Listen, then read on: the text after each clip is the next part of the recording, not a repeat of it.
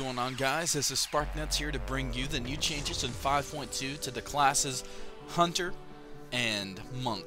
So the Hunter changes aren't as abrupt, but the Monk changes are going to take a while. So let's get right to it and let's go ahead and jump into the Hunter changes that are coming up in patch 5.2 thus far, until we find out maybe that they could change, because it could still change. So the first change on the list is Bestial Wrath.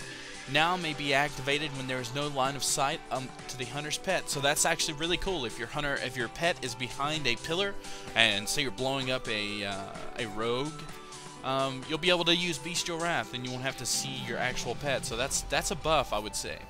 Silencing Shot now has a 24-second cooldown. Was 20 seconds. That's a nerf, but it's 4 seconds. It's really not that big of a deal. I mean, it is a nerf, but it could be a heck of a lot worse. Binding Shot no longer has a focus cost, which is pretty sweet. Werven Sting no longer has focus cost, and its cooldown is now 45 seconds, which was 60, so that's a pretty good buff for that. Glyph of Marked Death has now been removed, and its effect are now baseline. The new glyph, Glyph of Liberation, the glyph now causes Disengage to heal the hunter for 5% of maximum health when used. That's actually cool. Now hunters have a cool little heal. So I can see a lot of hunters kind of being excited for these changes. I'm pretty sure they're a lot happier with these changes than most other classes are with theirs, because kind of the classes are just all over the place right now. I know rogues have some cool changes that I'm going to be talking about later. Let's get to the monk stuff, because monk stuff is going to take days. Alright, new level 60 talent called Ring of Peace. Ring of Peace forms an 8-yard sanctuary around the target for 8 seconds, causing all enemies in the area of effect to be silenced and disarmed.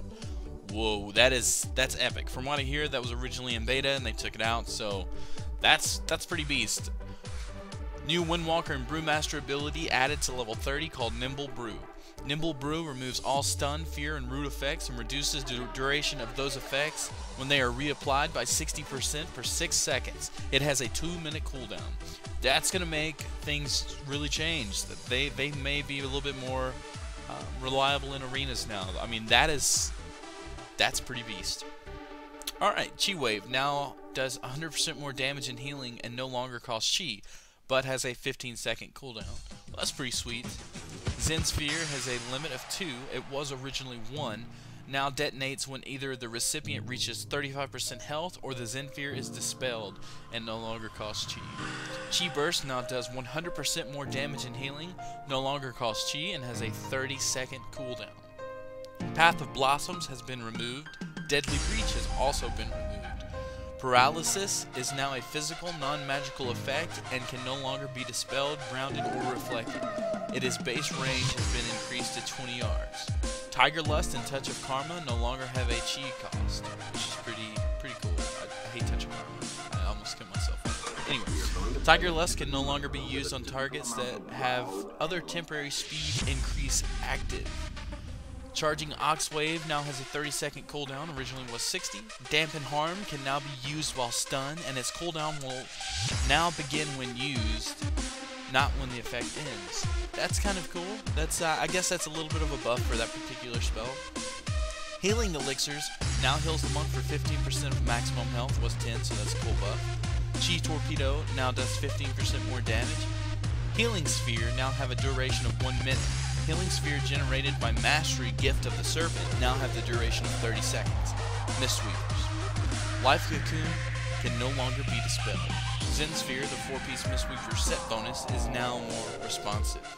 It is no longer possible to use Thunder Focus T while silenced. Healing Sphere will now heal for 50% of their original value if they expire without being picked up. This healing will factor in relevant Mastery. Oh, that's it. That tiger thing will now fixate on the monk's original target. I don't know how to pronounce it. Schwinn? I don't know. Schwinn, I think, is a bite. Anyway, let's go on to the Windwalker stuff. New talent at 75 called Storm, Earth, and Fire. The Windwalker can summon up to 2 elemental duplicates that mirror damaging abilities that the monk uses while they are active. For each spirit summoned, the monk's damage is reduced. One spirit causes the monk and the spirit to deal 60% of the monk's normal damages, while 2 spirits will cause the monk and both active spirits to deal 40% of the monk's normal damage. Each spirit lasts until the ability is cancelled or the spirit targets die or otherwise become unavailable. This is unique. This is actually a cool little thing. It reminds me of the Dragon Ball Z move where Goku can I think it was originally Tien. He splits into different people, and that's actually pretty sweet. I'm digging it. May roll a monk. Who knows?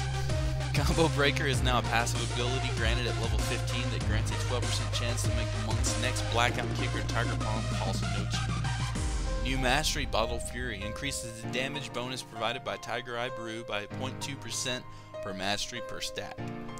Tiger Eye Brew now increases damage by 1% per stack, was 2%, but is now improved by Bottled Fury.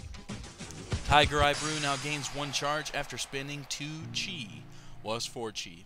So all in all, I have to say for this particular class, I feel that monks have been buffed, but I think it was a much needed buff. This class has been one that I have murdered countlessly on both my mage and my warrior, and I feel like now they may be a little bit more viable, and I think you're going to see a lot more monks in PvP situations and a lot more monks possibly in PvE or even arenas. So leave a comment down below and let me know what you think of either class, the changes in either the hunters or the monks, and don't forget at the end of the video to click on your class to see what the new changes bring about for you in 5.2. This has been SparkNuts bringing you the 5.2 information so far that we have gathered from the PTR patch notes. Be coming around in early January, so don't forget to come back and check for updates and keep blowing people up, you know, like combustions, boom boom, or stuff like that. Anyway, this is SparkNuts, and as always, don't forget to keep the fire burning, and I will catch you guys in the next video. SparkNuts out.